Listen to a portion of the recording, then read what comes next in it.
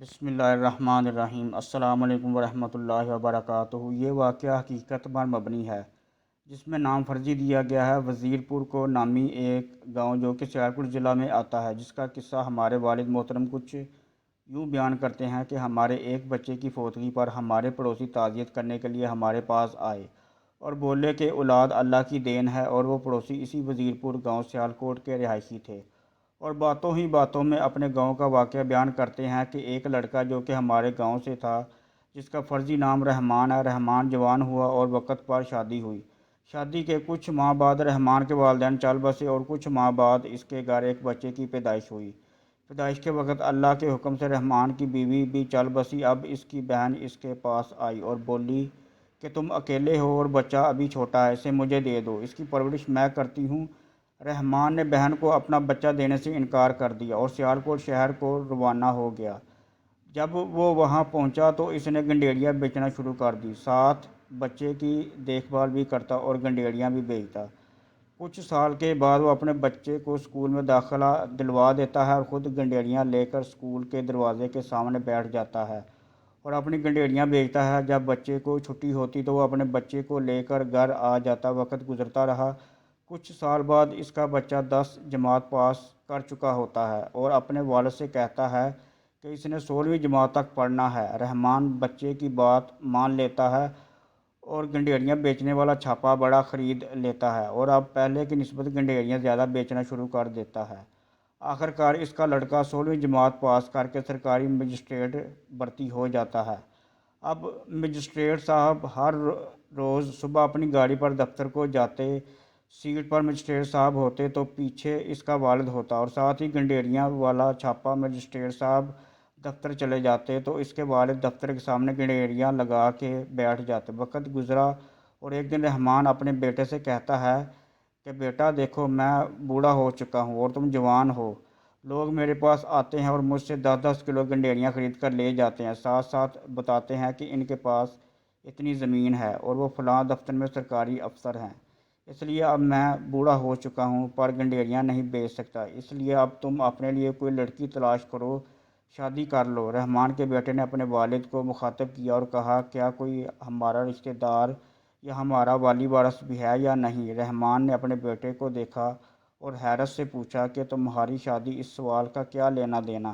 رحمان کے بیٹے نے اپنے والد سے کہا میں اس لیے سب کچھ پوچھ رہا ہوں کہ اگر میرے خاندان سے کوئی لڑکی ہوئی تو بہتر ہوگا۔ جس پر رحمان نے بیٹے سے پوچھا کہ یہ سب کیسے بہتر ہوگا؟ تو اس کے بیٹے نے کہا کہ اگر لڑکی میرے خاندان سے ہو، ان پڑھ ہو، عقل مند نہیں، بے وقوف ہو، بغیرت نہیں، شرم حیا والی ہو، جب آپ کی خدمت کر سکے۔ تو رحمان نے اپنے بیٹے کو بتایا کہ اس کی ایک بہن ہے جو کہ وزیر پور گاؤں میں رہتی ہے اور تمہاری پیدائش پر تمہاری والدہ کا انتقال ہو گیا تھا، جس پر تمہاری پھپھو تمہاری پرورش کرنا چاہتی تھی، مگر میں تمہیں لے کر شہر چلا آیا۔ اس کے بعد نہ میں گاؤں جا سکا اور نہ انہوں نے کوئی خبر لی۔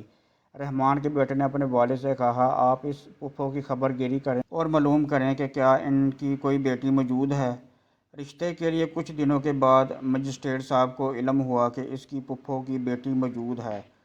مجسٹریٹ نے اپنے والد سے کہا اب آپ جائیں اور میرے لیے ان کی بیٹی کا رشتہ مانگیں، اور ساتھ کچھ رقم بھی دی اور کہا کہ یہ جا کر پھپھا جی کو دیں اور انہیں کہیں کہ 10 ایکڑ رقبہ خرید لیں، اس کے درمیان میں ایک شاندار کوٹھی تعمیر کروائیں اور باقی کی زمین میں باغ لگوائیں، اور جب باغ تیار ہو تو ہمیں بتا دیں۔ رحمان نے اپنے بیٹے سے پوچھا کہ انہیں رقم دینا، کوئی تعمیر کروانا اور باغ لگوانے کی کیا وجہ ہے؟ رحمان کے بیٹے نے کہا کہ والد محترم، کئی امیر افسر لوگ مجھے رشتہ دینے کو تیار ہیں، ان کے لیے پاس کوٹھیاں، بنگلے، گاڑی اور نہ جانے کیا کیا ہے، مگر میں چاہتا ہوں کہ جہاں میرا رشتہ ہو ان کی اپنی کوٹھی ہو، گاؤں کے اندر ہو اور اس کوٹھی کے ارد گرد باغ ہو۔ رحمان نے جا کر اپنی بہن سے اپنے بیٹے کے لیے اس کی بیٹی کا رشتہ مانگا، جس پر اس کی بہن کی خوشی کا ٹھکانہ نہ رہا۔ ساتھ رحمان نے اپنے بیٹے کی طرف سے دیے گئے پیسے بھی دیے اور رقبہ خرید کر اس میں کوٹھی اور باغ لگوانے کا بھی کہا۔ وقت گزرا اور باغ نے پھل تیار کیا اور رحمان نے اپنے بیٹے کو اطلاع دی یہ باغ تیار ہو چکا ہے۔ رحمان کے بیٹے نے والد سے کہا اب ان سے کہیں وہ اپنی بیٹی کی شادی کی تیاری کریں۔ رحمان کے بیٹے کی شادی ہو گئی۔ پہلی رات جب وہ اپنی بیوی کے پاس آیا تو اس نے اپنی بیوی سے ایک بات کہی کہ بچپن سے لے کر اب تک میری دیکھ بھال میرا والد کرتا آیا ہے، اس لیے میں چاہتا ہوں کہ اب میرے والد کی دیکھ بھال تم کرو۔ لڑکی نے کہا میری بھی ایک شرط ہے۔ مجسٹریٹ نے کہا تو بولو۔ لڑکی نے کہا جب تک کوئی اولاد نہیں ہوتی تب تک تمہارے والد کی خدمت میں کروں گی، اور جب اولاد ہوگی تب تم مجھے ایک نوکرانی رکھ کے دو گے جو تمہارے اور تمہاری اولاد کی دیکھ بھال کرے گی، اور میں تمہارے والد کی خدمت کروں گی۔ اس پر ہمارے وہ سابقہ پڑوسی کہتے ہیں کہ اللہ پاک نے مجسٹریٹ کو 5 بچوں سے نوازا، اور جب رحمان کسی کے کام کے لیے گھر سے باہر نکلتا تو گھر والوں نے بولا ہوا تھا آپ کہیں جائیں گے تو بتا کے جائیے گا، اور جب آپ واپس آئیں گے تو بیل دے کر آئیے گا۔ بتانے والے بتاتے ہیں کہ جب رحمان باہر جاتا تو بتا کر جاتا، جس پر باہر جانے کے لیے اس کا الگ لباس ہوتا، اور جب واپس آتا تو بیل دیتا جس پر اس کی بہو جوتے ہاتھ میں پکڑ کر دروازے پر موجود ہوتی، جو کہ اپنے ہاتھ سے جوتے پہناتی اور اندر بھی لے جاتی۔ اللہ کریم سبھی کو ایسی اولاد عطا فرمائے اور سبھی کے والدین کو ایسا پرورش کرنے والا بنا دے، آمین۔